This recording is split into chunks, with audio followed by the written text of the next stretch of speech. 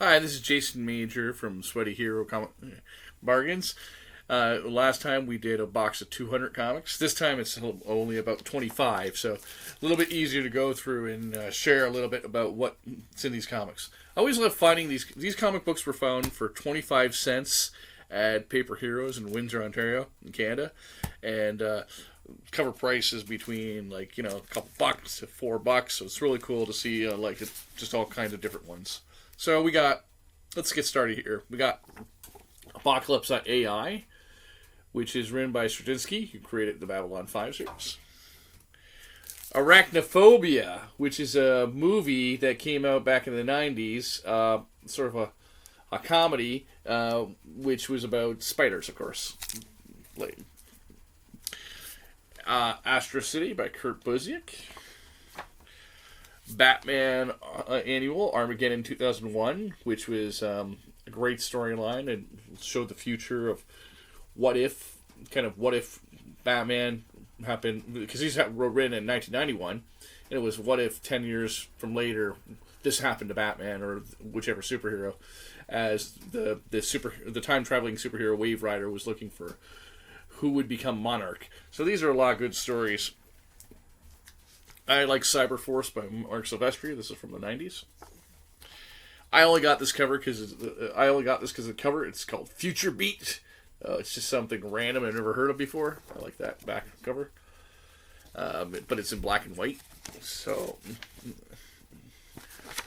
But it's cool. Cool cover. I was given to this because it's poor baby. It's falling apart. It's an issue of Guardians of the Galaxy from the 90s. So they'll probably go back to those characters because it's a different team for the movies.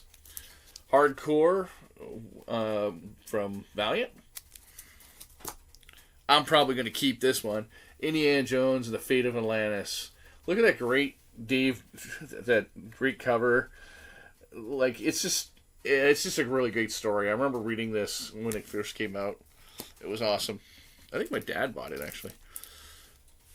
Justice League, Rock of Ages, Part 5 and 6. That's like an alternate future where they fight Darkseid. It's a lot more fun than the other version that came on screen. Johnny Quest and Johnny Quest Classics, which is cool. Those were from the 80s, based on the Johnny Quest cartoon.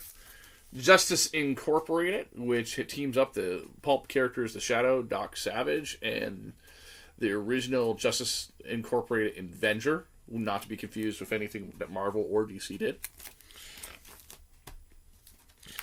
A character called Legacy, which is kind of like a riff on Superman, basically a Superman-like character, and his heir, and what happens to his heir. Maggie the Cat by Mike Grell, most famous for Green Arrow, his Green Arrow stuff. Archie Comics had some superheroes called the Mighty Crusaders. I actually love these characters, and I kind of think they'd make great animated films. I would love to see those characters come. The Mighty Magnor by Sergio Aragonés, the master who created Gru the Wanderer. Fun fact, that's my first published letter, was in Gru Hell on Earth, number 3. Neil Gaiman's Lady Justice, which is like a science fiction story, fantasy story. He didn't write these, he just created the character. But it's kind of cool. This is like kind of like Chronicles of Narnia. It's called Pack and Slam. I've read a couple of those before. They're kind of fun. Malibu Comics from the early 90s, Protectors, which took some public domain characters and then dusted them off and kind of did something new with them. It'll be a while before we see Ravage 2099 come to the Marvel Cinematic Universe, I think, but originally this was written by Stan Lee, but by this time it is written by Pat Mills. No, I'm sorry. Pat Mills and Tony Skinner. But Stan Lee wrote the first few issues of the series. One of his last ongoing series that he created. Sales to Astonish. This is actually just like a preview book. I don't even think it was meant to be a comic book. It's more like, this is what's coming out.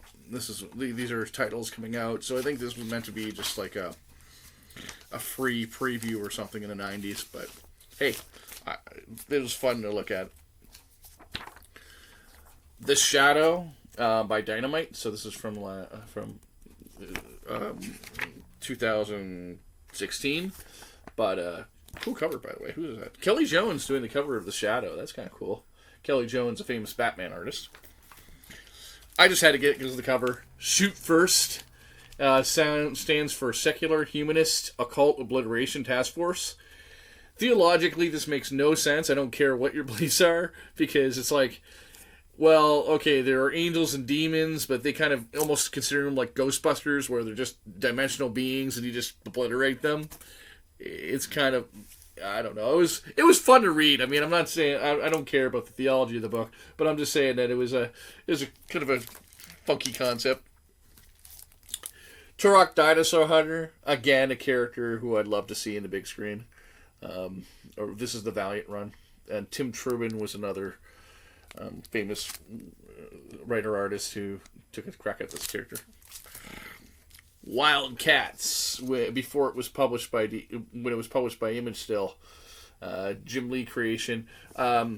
So yeah, this part of this issue is written by Alan Moore, who wrote Watchmen. So we'll see if it's any good. And then we got X-Men Magneto War, so the beginning of a X-Men miniseries from the 90s. So that'll be a lot of fun to read as well. So we have here a total of about 25 books, and all these books, a shiny quarter each. Go find some good comic books at your local comic book store, and just encourage you. Until then, stay sweaty.